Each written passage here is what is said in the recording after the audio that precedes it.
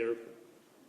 And we've really had the passion for the last 40 years at my firm for helping people like you that have played by the rules but have been harmed by corporations that don't play by the rules.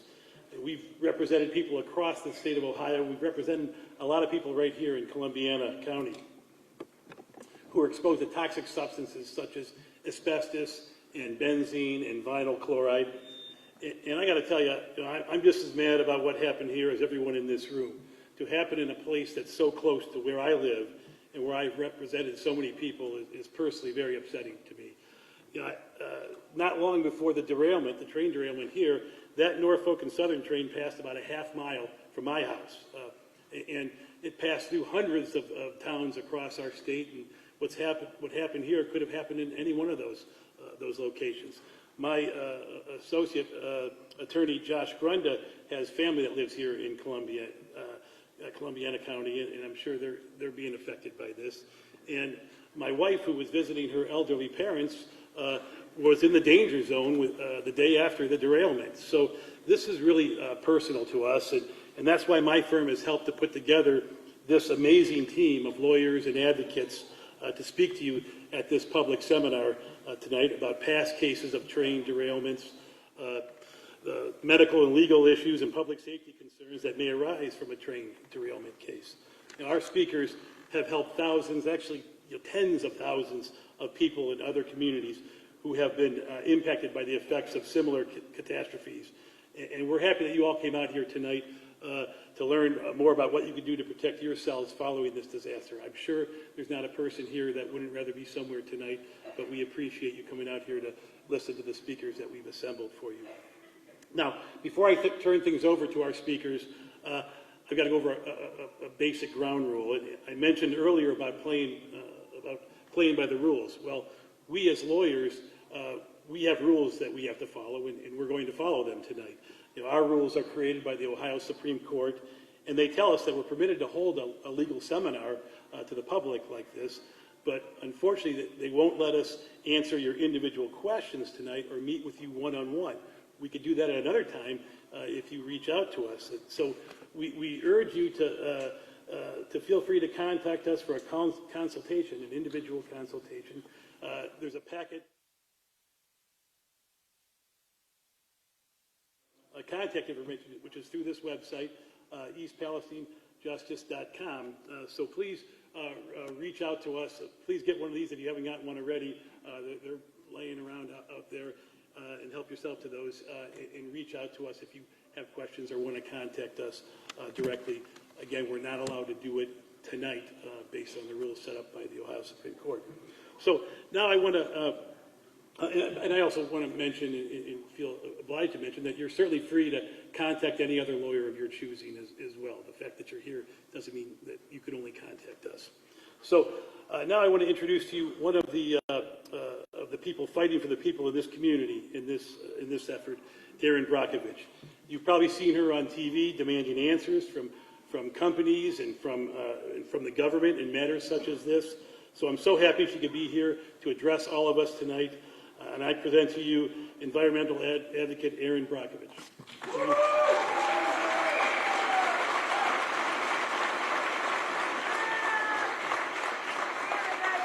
Thank you so much for coming out here.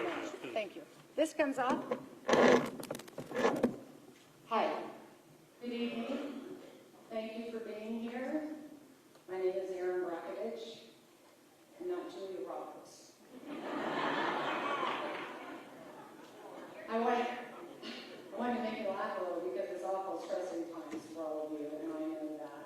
So I'm so thankful that you came out. I've been in town, I got here Wednesday night, but I've been in close communication with many of you that started emailing me on February 4th.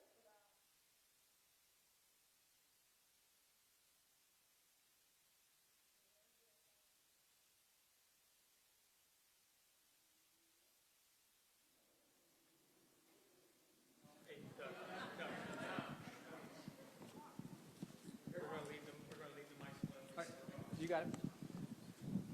I'm back. Okay. So I got in town on Wednesday, and you know, a couple of people have always asked,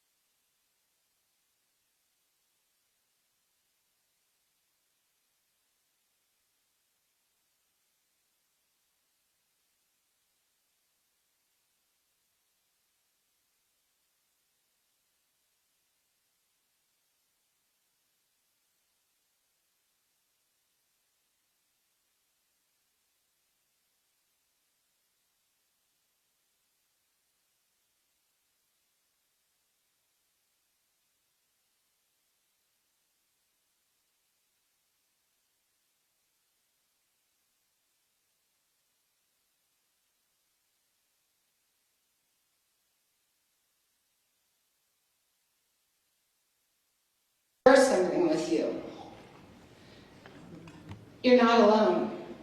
And it feels like it. And every community I've been going to for 30 years gets the same runaround. And they don't get information. And they're full of angst. And I can't tell you how many communities feel that these moments are the biggest gaslight of their life. Because you experienced it. You have symptoms. You have issues. You want to be heard, but you're going to be told it's safe. You're going to be told not to worry.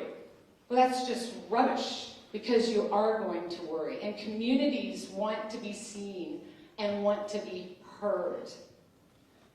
I've never seen anything in 30 years like this, and the situation happening in East Palestine. And I come here tonight, we hope to share information with you that you might want to know. I've learned in communities over and over and over again, they can handle the truth, whether it scares them or they don't want to hear it, but what they can't handle is a mistruth, being misled, and a lie. Lights out.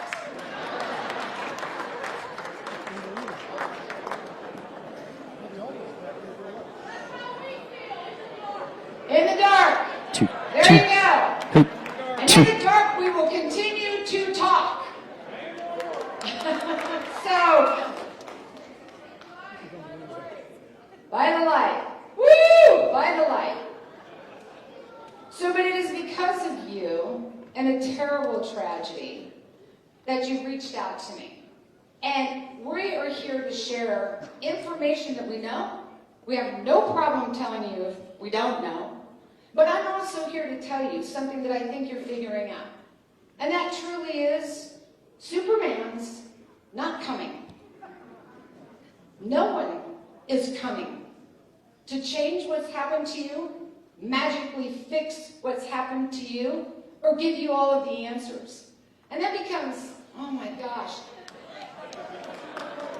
I'm telling you, one more mic, one more lights out, is going to be a big ol' F-bomb, and I'm supposed to watch my language. So please!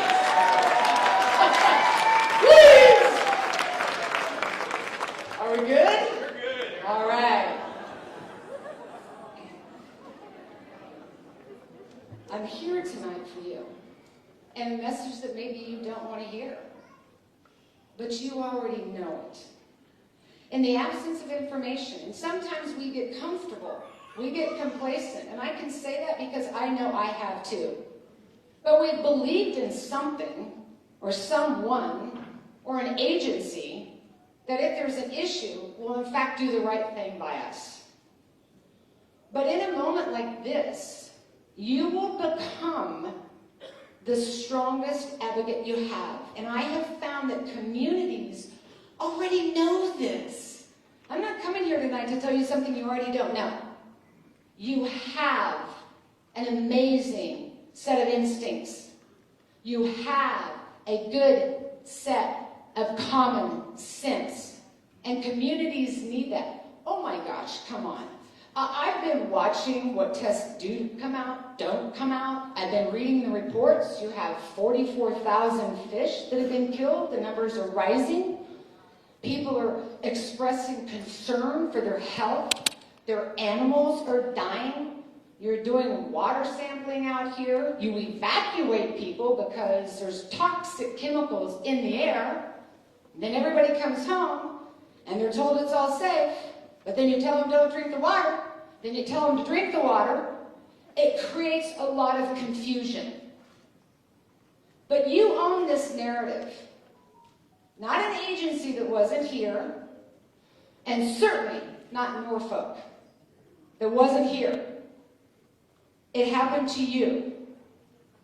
And I've learned these communities, they start to own what happened to them. You know how you feel. You know your children better than anyone. You know if you're sick. You know if you smell something. You know if the water is a funny color. You have the ability to become, and you will become, your own critical thinker. You will vet information. You will ask questions. You will demand answers. You will listen to that gut and that instinct that will keep you connected as a community. Don't let what has happened here divide you. I've done this enough times. This is not my first rodeo. And I will tell you, you have to band together. Don't expect somebody to give you the answers. Unfortunately, this is not a quick fix. This is going to be a long game. I want to share with you how many people are in support of you and introduced to you. And there is a whole lot of women in this room, and they're really good with their instincts. They're really good with their children. They know what's going on. And when these moms get together, and these moms in these communities join with each other, and you start getting 50 and 100,000 pissed off moms together, I'm telling you right now, things change. Things start to happen. And I want to share with you tonight that the moms of Flint, Michigan, who went through so much, came all the way here tonight to help the moms of East Palestine organize. And so Melissa Mays, will you all stand up, are here tonight from Flint in support of you.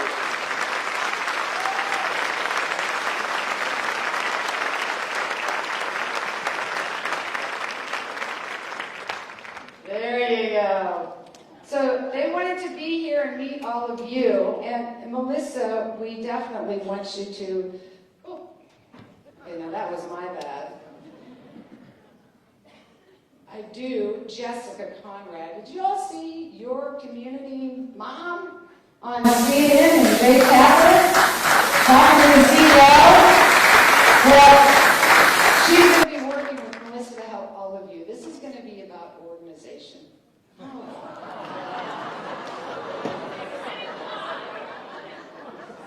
Children in the room.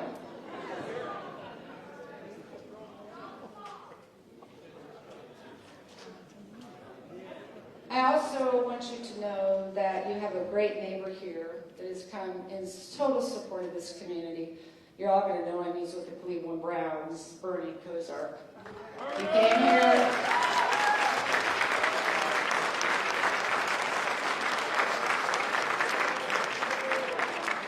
Here he is, way back.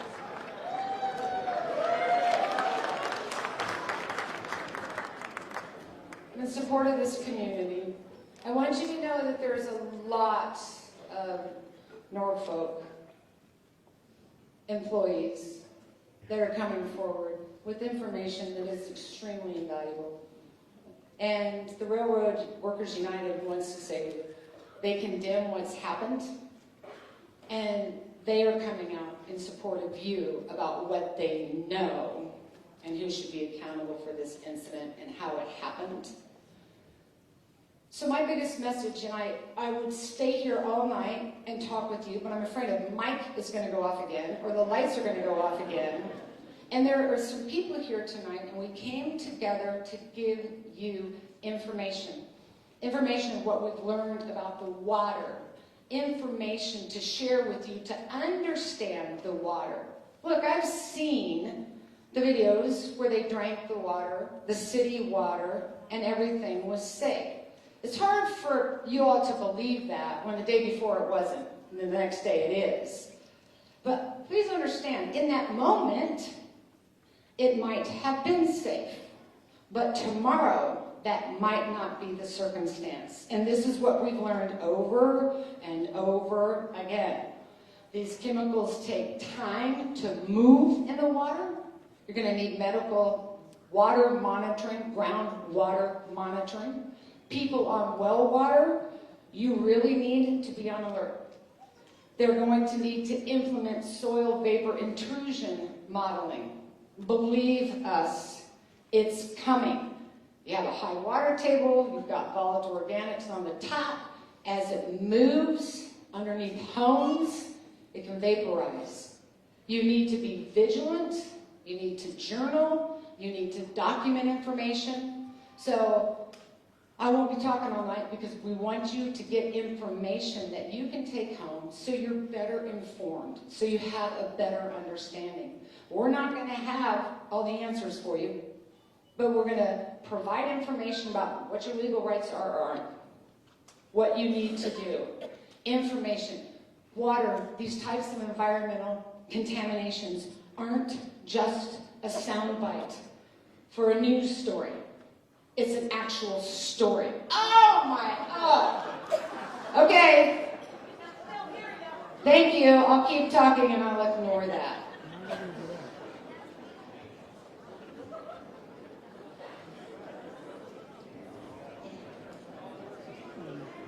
Okay, we're all good? Sabotage. Could be. Okay, but I'm going to keep talking. No, I'm not going to pay any attention to the lights. So, I'm going to be introducing somebody here, and look, this is not the last time I'm going to be here. And I'm so sorry for what has happened and all the confusion. But I do want to give you assurance that there is forward movement. But until you know all the information, all the facts, and some of the things you might hear tonight are going to scare you. But I have learned, and communities know, give me that worst case scenario. Because if I don't know what that is, I can't make plans, and I can't be prepared, and I can't protect myself in the absence of an agency or a company doing the right thing by you and your family. So with that, something very simple that I have heard from you, I have been emailed by you, and that is, you are now the eyes and the ears. This is what's happened to you. It will be your narrative. And don't let anyone knock you off that game of what in fact has happened to you. I'll never forget when I started in Hinckley, and it actually happened to me here. Actually, it happens to me all the time. Hey, why are you here? You're not a doctor, you're not a lawyer, you're not a scientist, so what would you know? Go away. I'll tell you, that happened to me 31 years old in Hinckley, California, and I was stunned. And I said, let me tell you something right now. I don't have to be any of that. To be a human and to tell you those three-headed frogs and that green water is messed up, and I'm saying something. And every one of you in this room knows what happens, knows what you experienced, knows what you've gone through. You understand the fear. And don't let anyone else tell you what happened to you or how you feel, in fact, didn't happen. And that's concerning me here. All of a sudden, it's all safe. We're all done with this. And everyone moves on. And then the community becomes forgotten. In Hinckley, California, and I started that case in 1991, that contaminant hit their aquifer in 1958. It is still contaminated today. PG&E has had to buy up everybody off of their land, and they are still under another 50-year cleanup. In Flint, Michigan, was that 5 years ago, Melissa? 6? 9. Almost.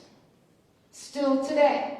They are still fighting for information. They're still fighting to get service lines in, and people are still drinking water contaminated with lead. We still see ongoing effects from the BP oil spill. In Leroy, New York, where they had a train derailment decades ago, we were up there about 8 years ago. A group of the girls are getting sick. And we find out, still, the groundwater and the well water is contaminated today.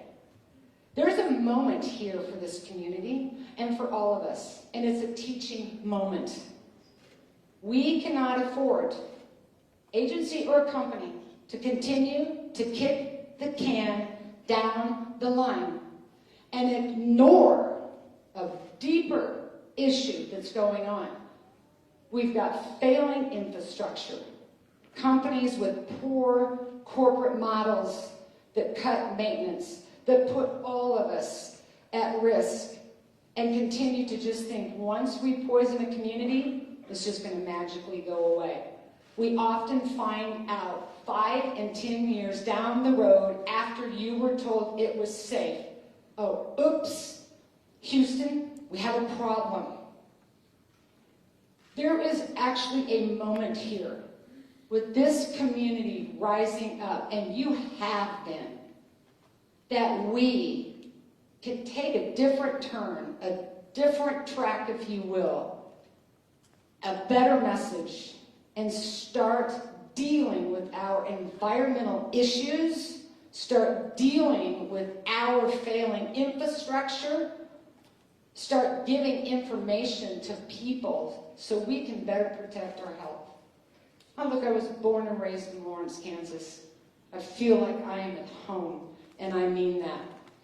And what I was brought up to believe, and what I know, and that I know you know, the greatest gifts we have, and we can have all the political argument you want, but for every one of us, it is our water, it is our land to grow our food, it is our health, and it is us and we, the people. Please be vigilant, hold your ground. We're going to give you as much information as we can. And like I said, some of it you might not want to hear, it might surprise you, it could scare you. But now you can know more, so you're prepared better, so you can plan better as we move forward. Because nobody, even us, is not going to have every answer for you today. Know that you are in a long game. There's not going to be a short fix or a sweet answer. But the hope will be that this community, like I've seen others across this country over and over again, are going to stick together, you're going to band together, you're going to protect each other, you'll be the citizen science, nobody knows you better than you, you're going to hold to those instincts, you know what's happened, and you will continue to speak up and rise up. That's how things will change. So with that, I will be quiet for now, and I'm going to have Michael Watts come out. Michael Watts I've known for quite a few years. We've worked on the fires. He's somebody that cares, is awfully smart, but has about, did you say, 160 slides of information that he'd like to share with you tonight. So thank you for your time. I'm sorry about the lights, sorry about the mic drops, but here we are, and everybody please, this is Michael Watts. Thank you.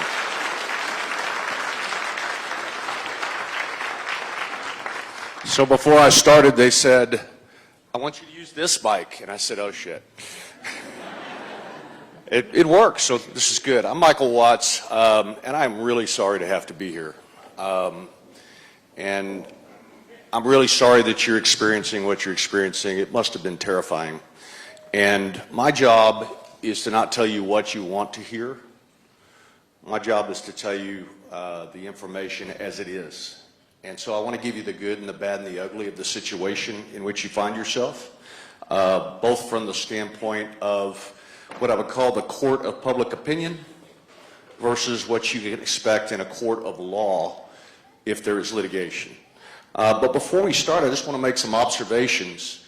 The hazard of train derailments, while it may be new to this community, it is not a new phenomenon. It's been happening for well over a century. This hazard is the direct result of maintenance choices and inspection choices and dollars to fund maintenance and inspection, or dollars withheld to fund maintenance and inspection so that you can pay corporate compensation to your executives, buy back stock, and the like. And so the amount of money that is being budgeted for things that the railroads know they have to do has a direct relationship with whether these events happen. So how long have we known about the hazard of derailments? At least a century. And I just want to show you a couple of examples. In Guadalajara, Mexico in 1915, during the U.S.-Mexican War, right after it, 600 people died. In 1970, in Romania during World War I, 800 people died. In France, another troop carrier derailed. 800 people died. Move it up to World War II. In Italy, in Balvano, Italy, 500 people died. Move it up to the 1980s in Bihar, India, 500 deaths. Train derailment is an expedited trip to the next life if there's a derailment. It is a shockingly dangerous phenomenon, and so the duty to prevent it in the law should be higher. Now, you're seeing a lot of things that's in other countries. I mean, over in Ethiopia, how do they know how to build a train track? Well, they build them just like we do. And unfortunately, we maintain ours a lot like they do. 425 deaths in 1985. Recently in Russia in 1989, 575 deaths. It's a hazard that has been known consistently for more than a century. But I didn't show you any examples in the United States. Maybe that's just a problem that other people have. We don't have that here in the United States until 2023, right? No. The train derailment hazard is a hazard that is well known here in the United States. Let me just give you 5 examples in the last 30-something years. And I started in 1991 because that's when Erin started picking on PG&E in Hinckley, California. 19,000 gallons of herbicide dumped into the river in Dunsmuir, California.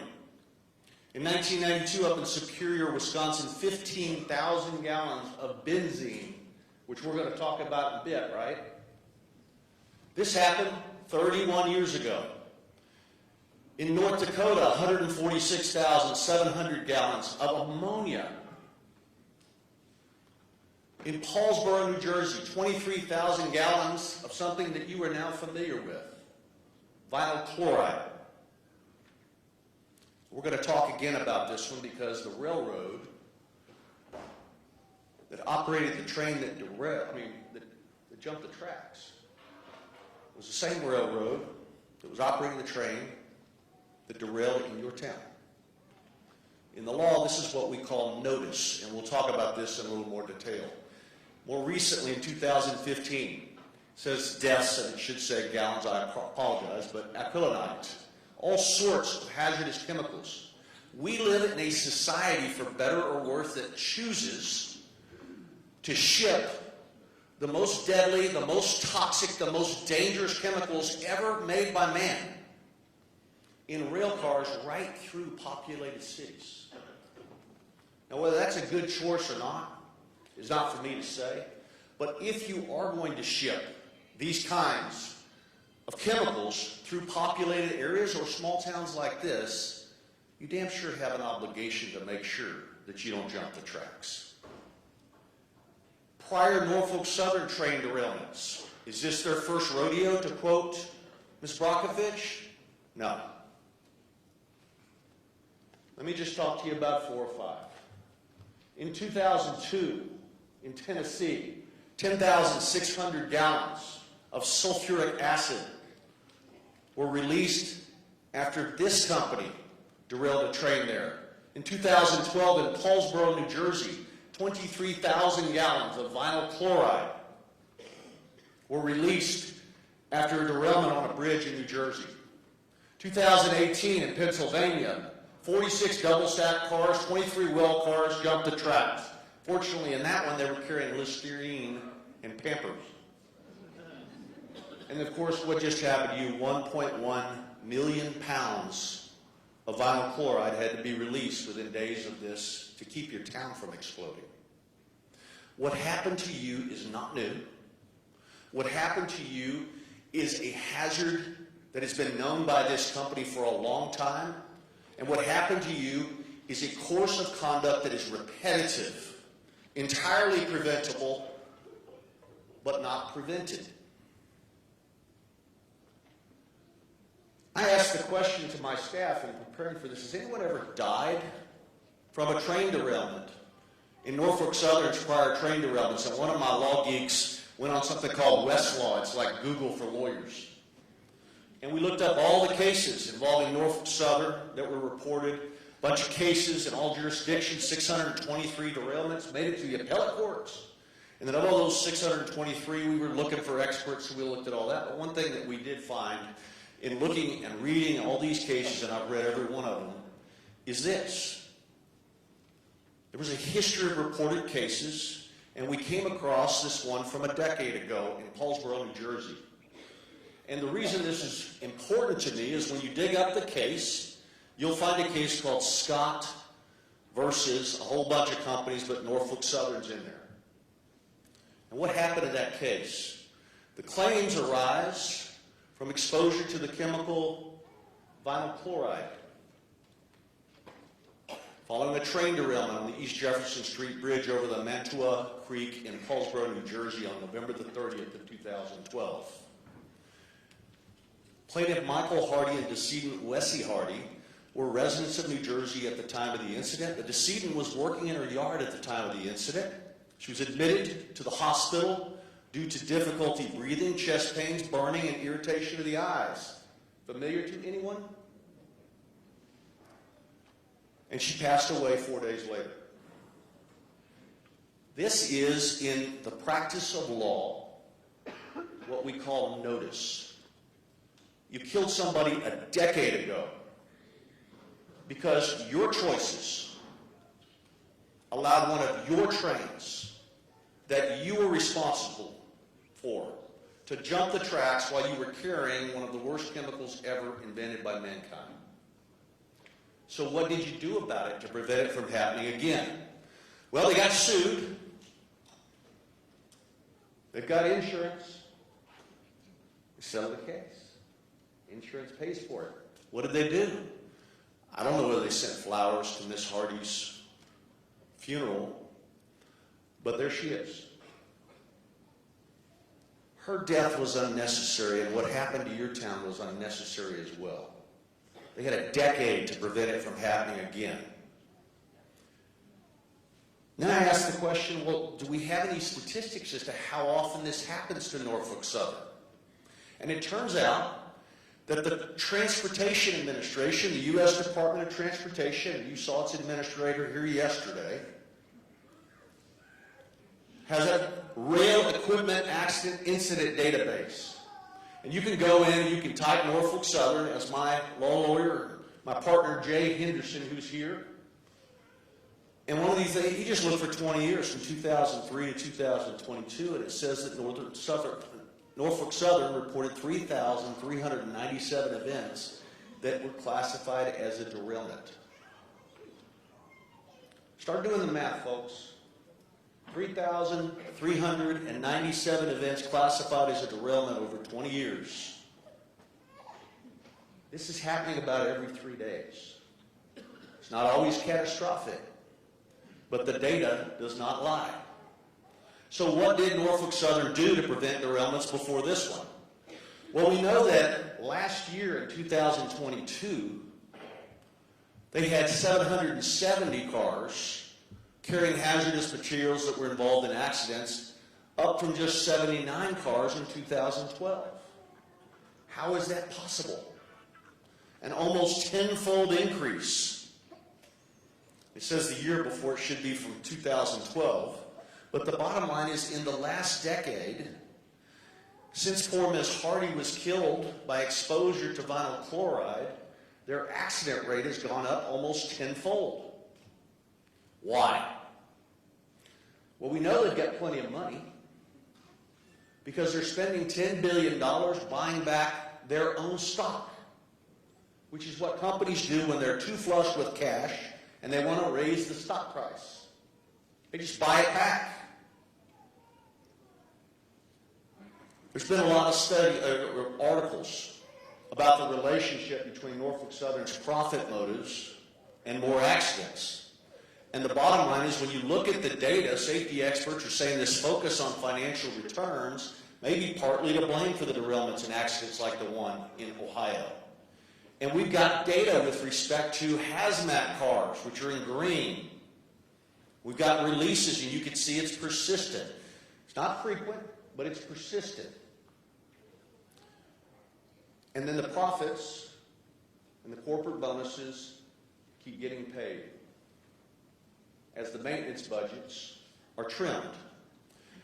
They have to file, because they're a publicly traded corporation, something known as a report on 10K. It's the annual report to the shareholders. And in effect, we can see what their net income is in 2022, 21, 20, and just in the 2 years since 2020, their income has gone up by 62%. That does not happen by accident. That is a function of corporate planning at the highest levels of the company. How much they're going to spend on maintenance, how much they're going to spend on inspections, how much they're going to spend on technology, or not. They saved enough money to buy back $10 billion of their own stock recently. So what happened on February the 3rd of 2023? You know, I drove to Canton to meet with some lawyers on this earlier today, and we came through the town of Salem, Ohio. You know where it is. It's not far from where this derailment was, but it's plenty up the track. And this company, UTech Bliss, had a surveillance video that a lot of you all have seen. And I'm not playing the videos because they tend to eat it up, but you can see flames as this car number 23 is going by. And so the bottom line is that we start to see those flames well before this ever comes into your town. And you might have the question, what the hell is a train doing on fire? Fires on trains happen. It was the result of a hot axle or plastic pellets in the rail car, says Ms. Henley, who is the chair of the NTSB, who in my view is to be congratulated for getting a preliminary report out within 3 weeks so we know what the heck was going on. So you have the fire. There it is. Make it a little bigger and fuzzier. There it is. Miles up the track. Now, I know every little boy wanted to be a train conductor, but as an old man, I am confused how it is in 2023 technology that the crew could go mile after mile after mile without knowing that one of its cars is on fire. And we'll have to talk about that. But as we look at what happened, the NTSB report that came out yesterday, if you've read it, there are detectors along the track that detect the temperature of these cars to see if anything is elevated. And we can see that at milepost 79.9, the suspect bearing from the 23rd car had a recorded temperature 38 degrees above ambient temperature. And then at 69.01, it was 103 degrees Fahrenheit over ambient temperature. And then finally, 253 degrees before somebody told him with an alarm, it's time to stop the train. Leading to the very obvious question, is that a good thing to be 103 degrees above ambient temperature without an alarm? But they set the alarm at 117, so the crew never got a warning until the third heat indicator had it at 253. So the wayside defect detector, or the hot bearing detector, transmitted a critical audible alarm message instructing the crew to slow down and to stop the train to inspect a hot axle. So we still have time to prevent what's happened to you. But now we got another problem on the way to the play. Another maintenance issue. When they apply the brakes, there's a little problem. The train comes to a stop after the acceleration from the automatic emergency brake application. Then the crew gets out and they notice that there's smoke and notify the Cleveland East dispatcher of a possible derailment. Now, Mama didn't raise the smartest kid, but my common sense says, how does a crew not know that they derailed? 5 derailed DOT 105 specification tank cars, 28 through 31 and 55, carrying 115,580 gallons of vinyl chloride, continued to concern authorities because the temperature inside one tank car was still rising. Thus, you had the automatic or the intentional release of all this stuff. The initial fire was the result of the hot axle and the plastic pellets in the rail car. And so here we are. Eventually, it's 253 degrees Fahrenheit above the ambient temperature. Now, I've learned from coming from the south, it gets cold here. But even if it was 40 degrees, we're boiling water temperature above your temperature in terms of what this was. It was well above critical levels. The chair of the NTSB says had there been a detector earlier, the derailment may not have occurred. Now, crew receives a warning telling them to immediately slow and stop the train to conduct an inspection. During the deceleration, the rail car wheel bearing failed, maintenance problem number 2, causing the derailment. The NTSB's got all this equipment, the wheel set and the bearing. There are various causes of roller bearings to overheat, including fatigue cracking, water damage, and mechanical damage. All things that you see if you have a proper inspection program. All things that you miss if you choose not to pay for inspections and choose to send those dollars up to corporate executives or stock buybacks. You know the result. There were 38 cars derailed and fire damaged, an additional 12 cars, according to the NTSB. And you've seen the pictures. And again, I am so sorry that this happened to you. You must have been scared to death.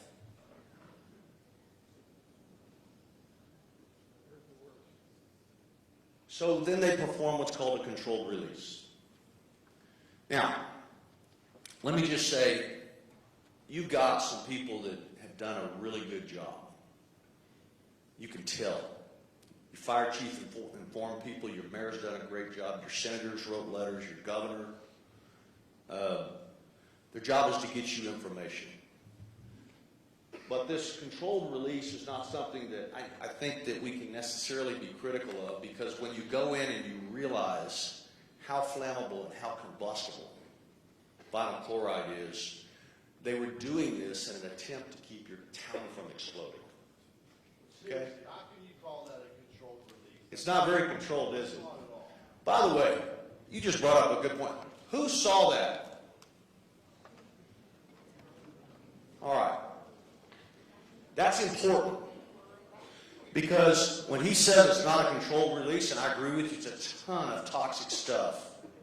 You are in what's called the zone of danger for purposes of the law. We'll get to that in a little bit. Okay? Here's what it looks like.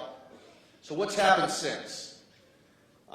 Your fire chief has held press conferences. In my view, done a good job. Your mayor's been all over people. I think he has every reason to be proud, and I commend him.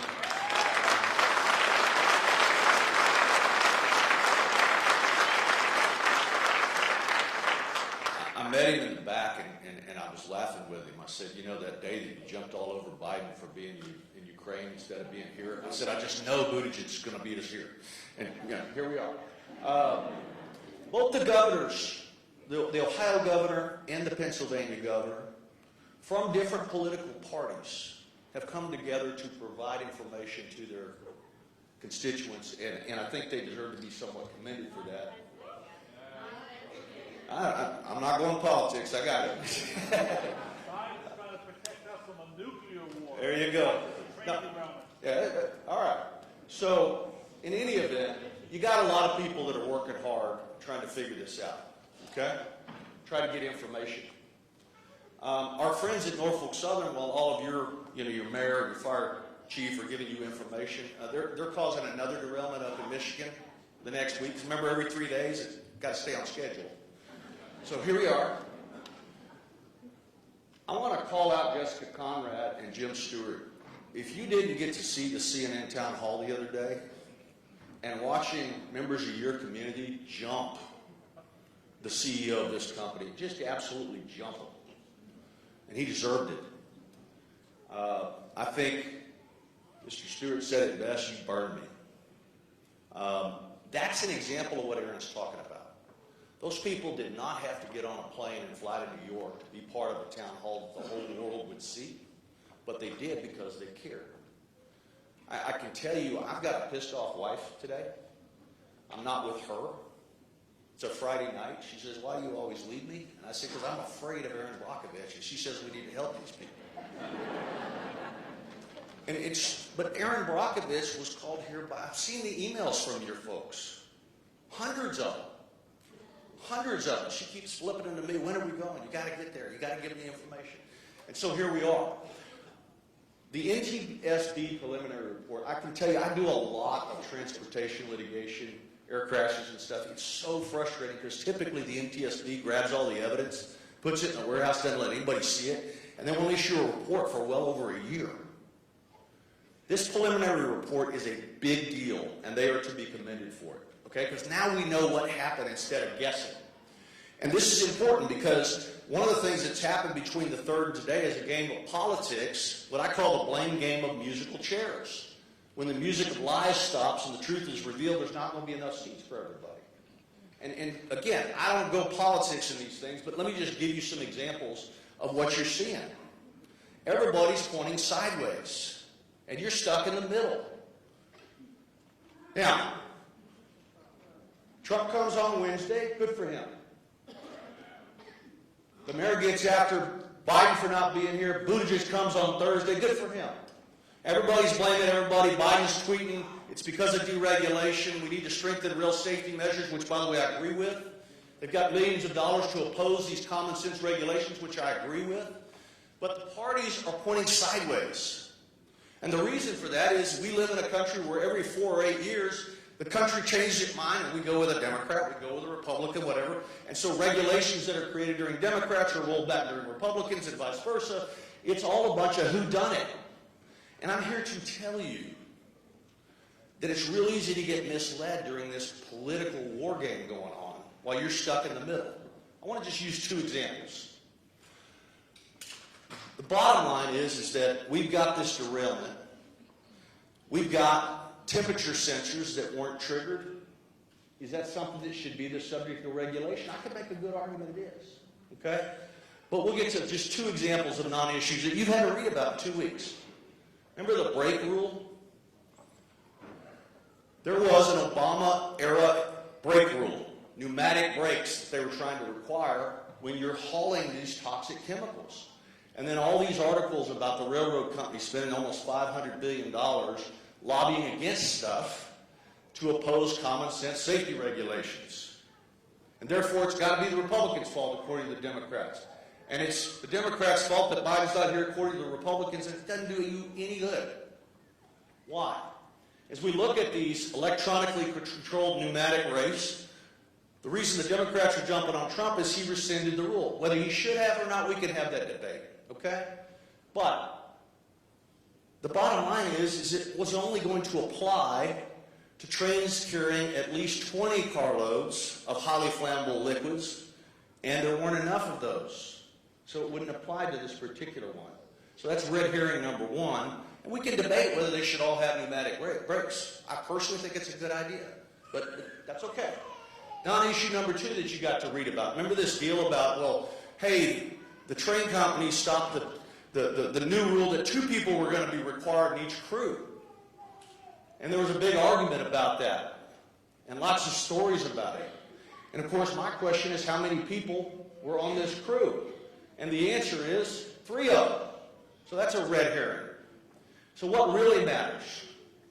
What really matters is what happened to you, but I'm here to tell you, don't get into the political blame game of who should have regulated who. The law says it is this train company's responsibility. End of story, full stop. It is this train company's responsibility to keep their trains from dropping the tracks. I don't care which way you vote, they vote to hold back on inspection dollars. They vote to roll back technologies. They vote to not do maintenance, to save that money, and they take a risk on your back. That's what happened. We know what happened. I want to give you a little information, and you've read some of this, so let me just fly through it. What was in the trains? We've got very good information on which car was carrying what chemical, and I don't need to get into a whole lot of this detail because I know that you guys have been opening up the newspaper and reading about this stuff. Number one, vinyl chloride. It's a flammable and toxic gas primarily used to make PVC pipe. It is a bad dude. When you ship vinyl chloride, you don't want to have to release 1.1 million pounds of it in a controlled burn. Okay? You got to keep it from being on trains that derail. And so this is being called one of the worst environmental disasters in American history, and vinyl chloride appears to be the main problem. It's highly mobile in soils and water, and I'm going to bring an expert up here in a minute to tell you a little bit about your water situation. There are people that say this deadly chemical should be banned.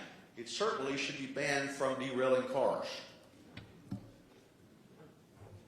The International Agency for Research on Cancer says it causes angiosarcomas of the liver, hepatocellular carcinoma, a different kind of cancer of the liver, cancer of the lung, neoplasms in connective and soft tissue, and other cancers. You don't want to breathe it in. OSHA requires this sign when employers are dealing with vinyl chloride. May cause cancer. The EPA, cancer is a major concern from exposure to vinyl chloride via inhalation. The Agency for Toxic Substances and Disease Registry, it's readily absorbed in the lungs. Drowsiness, loss of coordination, visual and auditory abnormalities, headache, disorientation, nausea, burning and tingling of the extremities. Over and over and over again, the issue of vinyl chloride is recognized to be so dangerous that there's even something in the Code of Federal Regulations, 29 CFR 1910.1017, that requires employers who inadvertently expose their workers to vinyl chloride to institute a program of medical surveillance. An opportunity for examinations and tests shall be performed by or under the supervision of a licensed physician and shall be provided without cost to the employee. And I know you didn't work for the railroad, but maybe you should be entitled to the same thing. Okay? Number two, butyl acrylate. One of its manufacturers, Mitsubishi Chemical. It's a raw material for fiber processing agents, adhesives, coatings, plastics, acrylic rubber, and emulsions. Not the kind of thing that I want to drink. Another manufacturer, Erin, says it has a general toxic effect, irritates the skin, mucous membranes, upper respiratory tract, digestive tract. Thermo Fisher has what's called a material safety data sheet. Symptoms of headache, dizziness, tiredness, nausea, and vomiting. It's like I'm reading the local paper. Rash, itching, swelling, trouble breathing, tingling of the hands and feet, dizziness, lightheadedness, chest pain, muscle pain, or flushing. Ethylene glycol. The EPA basically says it's antifreeze. It's also used as a solvent in the paint and plastics industries. When I was growing up, my mama was real clear on one thing: don't drink paint. NIOSH, the National Institute for Occupational Safety and Health, it can cause death if swallowed. That's what Mama knew and I didn't know. You may be harmed from exposure to ethylene glycol. There's a study by an author named Brockovich. They've got metabolites that damage the brain, the liver, the kidneys, and the lungs through metabolic acidosis. It can cause profound shock, organ failure, and death. 2-ethylhexyl acrylate. It's kind of an ester of acrylic acid. It uses a raw material to make adhesives, coatings, construction materials, acrylic rubber, and emulsions. The EPA says even short-term exposure has been reported to cause drowsiness, lethargy, headache, nausea, convulsions, and respiratory and gastrointestinal irritation. Isobutylene. It's made for lubricants, asphalt, and the like. Not something you want to be breathing in. This product is especially dangerous because, according to Air Liquide, this product may displace oxygen and cause rapid suffocation. Not what you want to be breathing in. And lastly, benzene. I don't really need to talk about benzene because we all know that it causes leukemia. It's used as an additive to unleaded gasoline. Mama didn't even have to tell me not to drink the gasoline.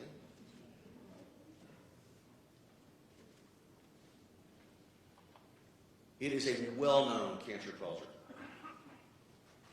The EPA says there's been an increased incident of leukemia observed in humans occupationally exposed to benzene. It's a known human carcinogen.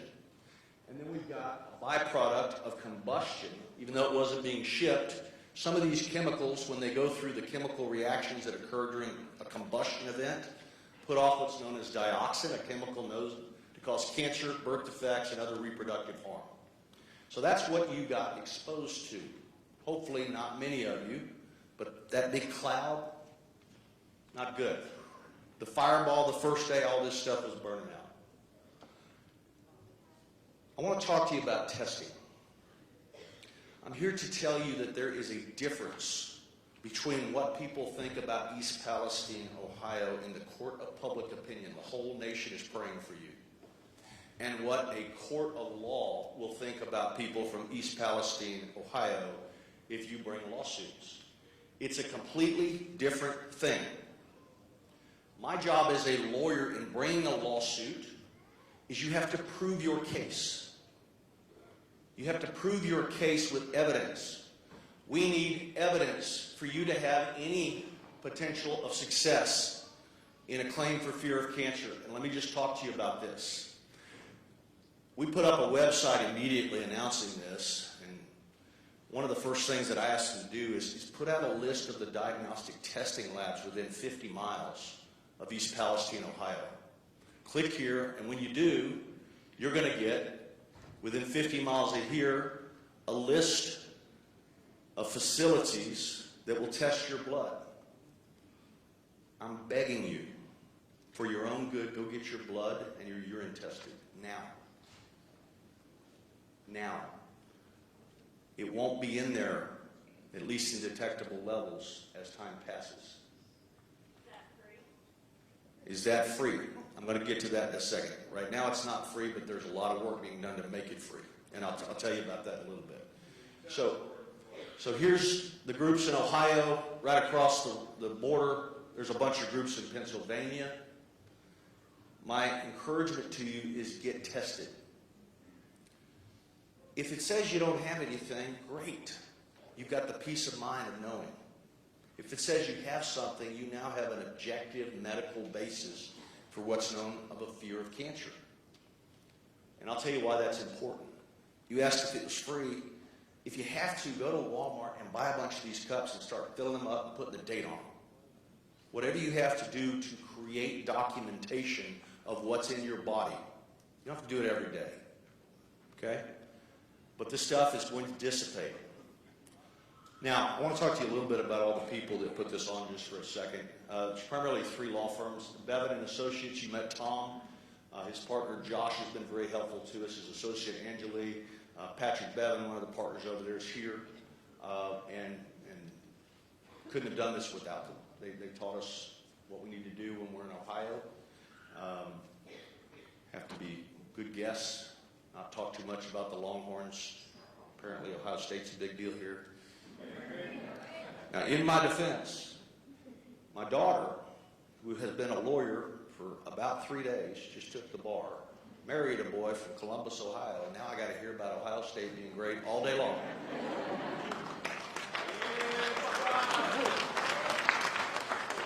And then, as if to add salt to the wounds, January the 2nd of 1984 was one of the worst days of my life. Texas Longhorns were playing in the Cotton Bowl. And all they had to do was beat Georgia, and we were ahead, and some kid named Craig Curry drops a punt, muffs the game, and we lose. And I remember saying, that's not a big deal. Nebraska's going to beat Miami tonight. And then Bernie Kosar comes up and turns it into a lifetime scar. I do want to thank him for being here. He reached out to us. It was kind of cool when you're a big football fan like me, get an email from Bernie Kosar. And he cares about this community, and I thank him for being here. Okay?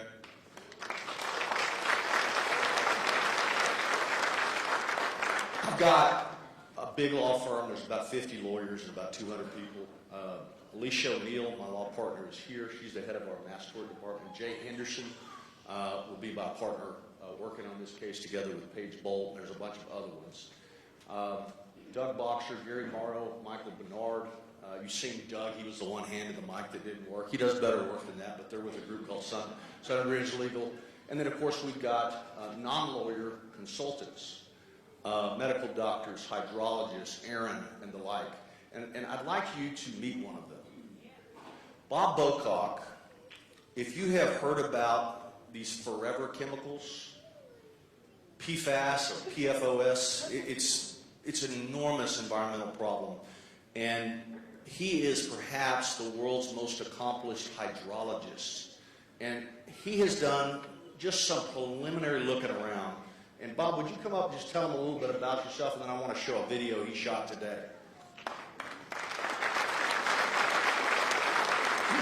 Thank you, Michael. I realize that this meeting tonight is about you guys getting a lot of questions answered, so I'm going to be really, really brief. I've served as a water master appointed by the Superior Court in California for over 25 years. I travel around the country. Erin and I have been in over 500 communities just like this one.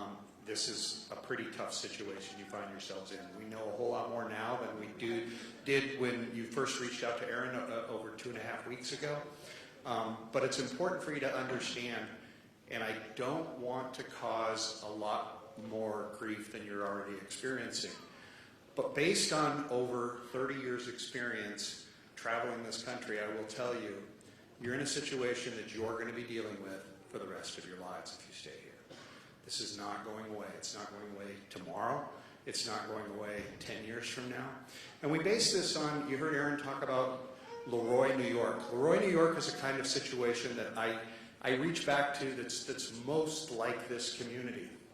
And you saw Michael talk about all the rail derailments.